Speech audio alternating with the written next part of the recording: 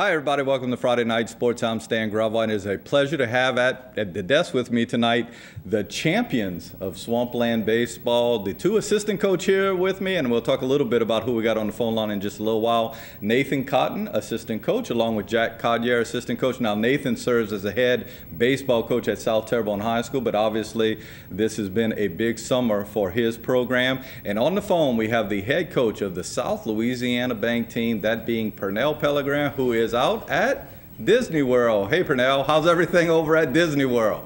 Stan, it's nice today. It's a little wet, but it's fine. We're good. You know, it's interesting. Whenever you win the Super Bowl and you're the MVP, you go to Disney World. If you win the World Series and you're the MVP, you go to Disney World. I never knew that if you won Swampland League and you were the head coach, you got a trip out to Disney World. That must be fun.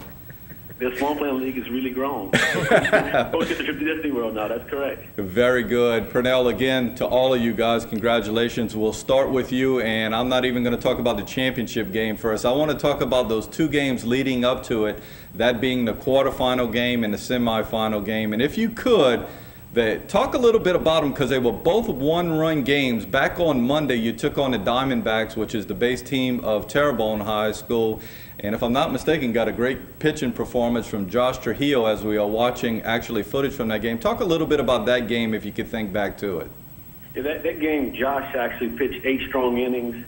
It's a game that we had base runners on base pretty much every inning, and we didn't get them in. And I thought that might come back to bite us, and eventually it did. They tied it up in the 7th, and we were fortunate with Gary to get a run across in the 8th on actually a safety squeeze bunt. So it was a great game. Actually, it's a game that Terrebonne could have easily won, yes. Yeah, so Terrebonne actually finished up strong in the league. Now, the next day, you're scheduled to go out and you're going to play the number 2 seed team, which is Rico Reynolds, the Thibodaux High School-based team. But you got rained, if I'm not mistaken, so you play it a day later, which is on Wednesday. You win that one by a run, and I'm going to talk about one particular play in that game. James LeBlanc's at third base. It's the 7th inning, if I'm not mistaken. So this is the winning run at third base. Bo Ackman's on the mound. James steals home, you win the game, that is the winning run. Talk a little bit about that, and was that your idea or was that James's idea? Actually, I won't give any of us credit for it. He got there with 2 outs. James is always aggressive running the bases. We never discussed stealing home plate in that situation. When I looked up, James had a really big lead, and then I saw the pitcher Bo Ackman going into the windup. He kind of started real slow, and for some impulsive reason, I just yelled, "Go!" and he took off. And I actually think Bo might have balked on the play, but they didn't call a balk. He threw it a little high and wide, and James was able to slide under a very, very close play. Another ball game that we was able to eke out at the end that really either one of the teams could have won. I must ask this also. You have coached Bo in pre-majors Dixie baseball for the last 2 years, and I wondered, is this a deal where Pernell may have known Bo really well and know that maybe the wind-up to the plate took a little while and such, but now you're kind of clarifying that the way everything worked out?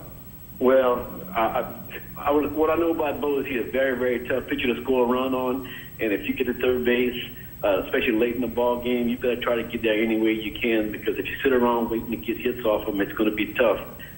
Again, it was just impulse. James made a great break, great slide, and fortunately the call went our way. Very good. Now you go into the championship game. How did you feel the kids kind of handled the adverse conditions of rain outs where you had to travel to Berwick and do such, and then all of a sudden your championship game's actually going to be played at Central Lafourche against Central Lafourche? Well, actually, the kids handle it very well. Their mindset's been good all summer long. You know, we haven't had a whole lot of winning experience the last couple of years. We've been kind of a 500 team, and they kind of showed up at the ballpark every day like they expect to win the ball game. And so the rain delay didn't hamper them. There was just one more day. Actually gave one more day to get Josh's arm a little bit more rest. And yeah, they approached it like a baseball game, and that's how they treated every game this summer. Very good. And with Nathan here, I want to ask him, you guys get behind by 2 runs in this game against Central Lafourche, and I guess going through everything you went through the entire week and having to play on that Monday and not being one of those seeds with a bye, did you feel like down by 2, maybe y'all hit a brick wall, or was it a deal where, hey, we got this, we're going to come back, everything's going to be okay? No, I don't think we hit the panic buttons, Dan. I think with these guys, they're a veteran ball club now.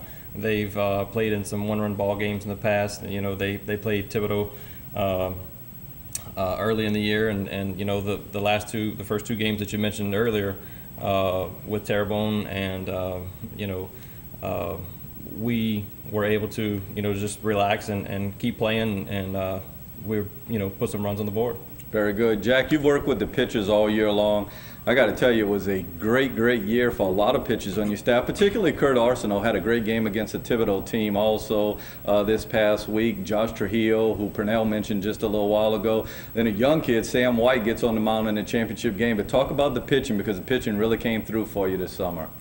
Well, Kurt did a good job during the regular season, and we knew that he was going to develop into a good pitcher. He's grown a lot over the years, and I think he can handle the next level also. He did really well. Josh Trujillo is just a phenomenal guy. He wants the ball all the time. He's just a great guy. Yeah, and we're talking about his pitching, but actually his hitting really came through for you too. Yes, he definitely wants the ball, wants to be in that big moment all the time. Very good, very good. Nathan, Zachary LaBeouf made a comment, and Zachary's one of your better ball players, about, you know, maybe just building up confidence for the team. And Pernell mentioned a little bit earlier about you want to kind of get that swagger back. If you can, why don't you run down the kids who are going to be seniors for you next year, because they certainly deserve a lot of credit for kind of instilling that leadership role in the team. Well, like you mentioned, Zach LaBeouf, Pernell Pellegrin, shortstop, and you know, Jason Helms pitches a little bit now, and kind of a catcher. Matt Presseback has fielded his own, done well at third, and Josh Trujillo, like you mentioned earlier, you know, definitely we're going to be able to use his arm to eat up some innings this year, and looking to give him the ball whenever he's healthy. Very good. Pernell, I'm sure you guys got together right when Swampland started, and you kind of, and I'm not saying you wrote out goals or anything, but was this the expectation to win it all, or were there kind of more important goals this summer? Well, the first goal was to get us back winning again and get into the ballpark expecting to win. And our first goal was to make the playoffs. And I'm going to tell you, the Swampland League has gotten to the point where, you know, everybody who enters the league is a good baseball team, and any team can beat anybody on any given night. So to say that we said, yeah, we're going to win this thing, no, that wasn't the mindset at all. The mindset was, let's go out there, play good baseball, develop the players, get in the playoffs. And once you get in the playoffs, it's a tournament. Anything can happen. And that part, our mission was accomplished. We were able to develop our players. Like Sam White's a good example. A guy pitched JP all year. 1 month later, we told him out there to start a championship game. And that's what Swampland's all about. Very good. Got to take a commercial break, but when we come back, we'll talk a little bit more. And you guys got a pretty good sponsor, a sponsor that's been around for a while, and they've done some good things for you. We want to talk about them. I have Pernell Pellegrin, head coach of South Louisiana Bank's championship team in Swampland play, along with assistant coaches Nathan Cotton and Jack Collier on the set. We'll be back right after this break.